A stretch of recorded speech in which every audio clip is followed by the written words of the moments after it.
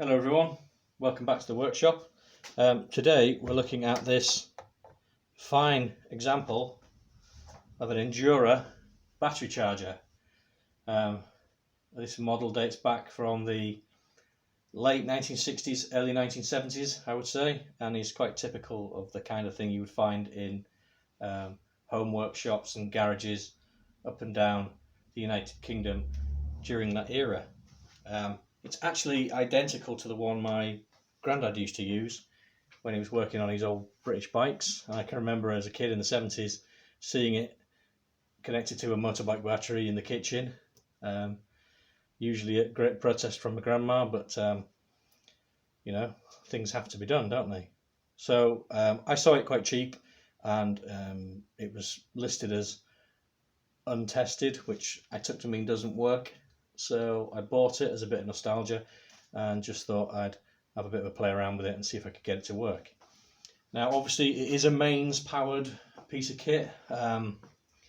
This isn't a how-to video. I'm not qualified to teach you how to fix mains equipment. This is just me having a go at getting this thing going. If you're not confident at working on mains powered equipment, then I would urge you not to do it, because obviously there are nasty lethal voltages in there, 240 here in the UK AC, which can mess your day up quite a lot. Yeah, if you're not confident at playing with mains powered stuff, then don't do it. As I say, not a how-to video, just let's see if I can get this thing going video. So that's that bit out of the way. Let's have a look at it. Fairly simple. It has our ammeter for the charge rate on there, 5 amp unit, as you can see. It has a little shorting link for swapping between 6 and 12 volts, all very low tech, which is good. I like low tech. And it has a charging fuse, imagine a 5 amp, so that if you short circuit it or you cross connect it, where you get a dud battery that's a dead short, you don't burn out your transformer. So there we go, that goes in there. I've taken the back off it already. It was riveted on with some soft aluminium rivets, so I just drilled the heads off of those. I didn't think that would make a very interesting feature, so I didn't show that bit. But looking inside, we can see all the gubbins. There's the back of the ammeter there. Here's the mains lead coming in. I haven't got it plugged in, so we're safe. There's the mains going to the primary on the transformer, and an earth lead there, which looks pretty secure, just in case, because it is a metal bodied unit. Then we have the transformer itself with the various taps coming out of it. We've got the white one going to the rectifier, which will be the common, and if I can remember which way around, I think 12 volts is at the top, so the yellow one will be 12 volts and the blue one will be 6 volts, and they'll be the AC outputs from the transformer prior to going through the changeover switch or link, and then there's the output of either 6 or 12 volts depending on the position of the link to the rectifier. This here is the rectifier. It's very similar in construction and visibly similar to the kind of things you find on a British bike, similar era. So I imagine it's probably, I'm trying to peer inside, I can't see, it's probably a selenium rectifier. So we won't be taking it apart or messing with it, because there's nasty stuff in selenium rectifiers that you don't really want to be touching. So if it works, great. If it doesn't, we won't be taking it apart to find out why. I do actually have another old charger, very, very similar to this, which I'm fairly sure that if we find anything wrong with this one, we can rob the bits out of. It's a tatty old thing, so it won't matter. So hopefully we can get this thing going. So with the mains being on that side, I'm going to confine my, sorry, not the camera, my actions to this side, the low voltage side, to minimise any risk of me blowing myself up.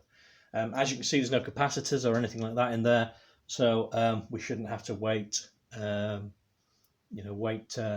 few seconds or a few minutes after unplugging it before we can go back in there. Once it's unplugged, it will be dead. So there's only one way to find out what's happening, and that's to look for some voltages.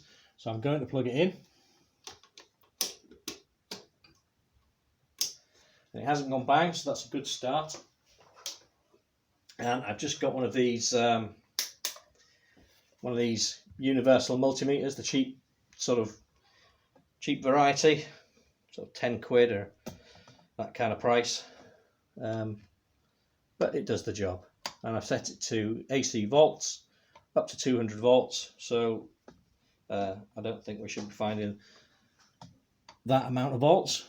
Let's have a look, and I will keep knocking the camera. So I'm going to connect the one side of the meter to the common, and we'll have a look and see what we're getting at the taps. And I think did I say the top one was 12 volts? So hopefully we should get about 12 volts, or maybe just a bit more, with it being offload. Oh, so we have got something, 16.1 AC volts. So we know that the transformer is kicking out something. Let's try the other one, the blue one, and we should get 6 or more volts out of there.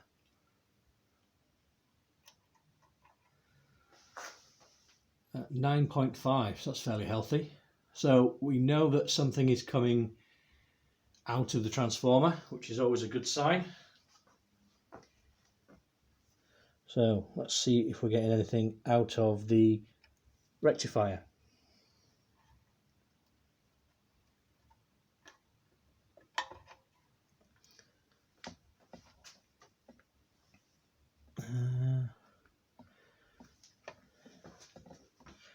So there's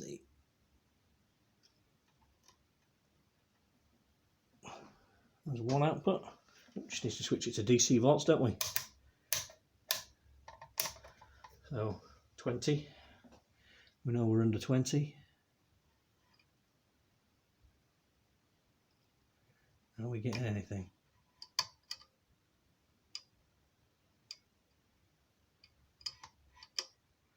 Doesn't look like it.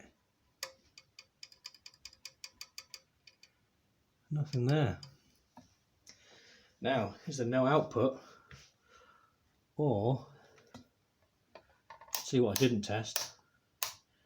I didn't test anything coming out of the shorting link, did I? So go back to AC volts. Let's go back onto the AC common. See if there's anything actually getting into the rectifier. Although these rectifiers have got a bad reputation of not liking age, it'd be worth just seeing if we're... Hang on, I don't think I'm on.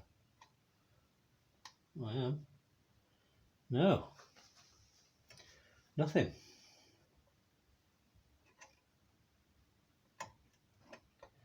Just to double check and make sure I'm not being silly.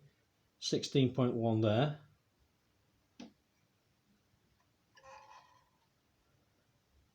.5 there, so depending on which position the shorting link is in, we should get something out of the middle, and we're getting nothing. So it looks as though the problem could be with this shorting link, or I would say the problem is with the shorting link. So disconnect it from the mains, and let's have a look. Now I did have to glue one of those pins back in because the little riveted part had broken off, but I can't imagine that that's made much of a difference. What we're going to do now is just see if there's continuity on this little shorting link. I'm trying to keep this in the camera.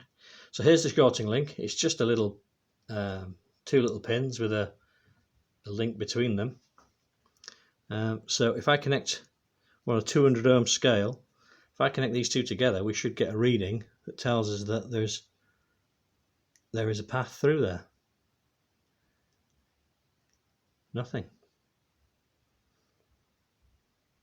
Wow. Who'd have thought it would be that? Well, at least so far, that is faulty. We're not sure if that's the only thing that's faulty, but it definitely is. Now then, how to fix it? Let's have a look. It's plastic. It looks like it's riveted. Maybe a blob of solder or something like that, just to bring it back. Let's have a think about that. I'm going to have a little bit of think about it, and I'll bring you back when I've decided what to do.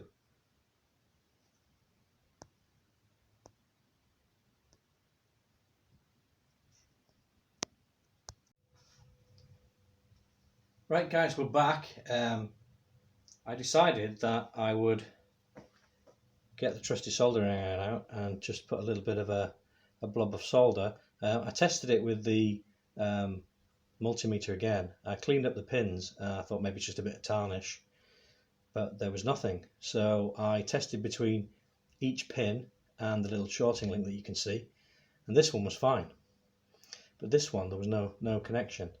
So I just put a little blob of solder on it with the soldering iron,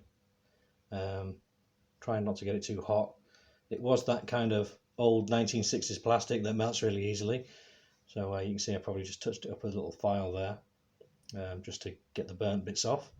But I've got the voltmeter, the multimeter rather, set to DC volts, so give it a go. Should be good. Stick it in the 12 volt side. We have 14.6, which is about right for charging a 12 volt battery, offload voltage. And I'm expecting about 8 coming out the other side, on the 6 volt side. It drops down a little bit when it passes through the rectifier. Let's have a look. What we got? Anything? Oh, can't get it in. There we go. 8.77. So that's about right. So I'm really pleased with that. We've brought it back to life. Brilliant, excellent. Right, I'll switch it off. So all that remains to do is to find some pop rivets that will fit, which I think I've got, and stick the back on it, and all should be well. We've got a battery charger, just like Grandad had. I'll probably change the crocodile clips as well. They've obviously been in someone's garage for a lot of years and they've got a bit manky. Not too bad, but that one's probably the worst. Probably get a new pair of those and just put them on. But yeah, it's going to have pride of place. Very happy. In fact, let me just move you up a bit. In fact, I'm going to put it on the wall there, just underneath the shelf. So if I want to charge a battery up, I can just put it on the bench and the battery charger will be there. So very happy with that. And there you go, there she is in all her glory. Thanks very much indeed for watching. I picked up quite a few new subscribers recently, almost 60 now, which probably doesn't seem a lot for some of you guys that have got a good few thousand, but for me, the idea that 60 people would like to watch me faff around in my garage is quite incredible, really. So thank you very much indeed. It's very much appreciated. Thank you for watching and for subscribing, and I'll see you on the next one. Thank you.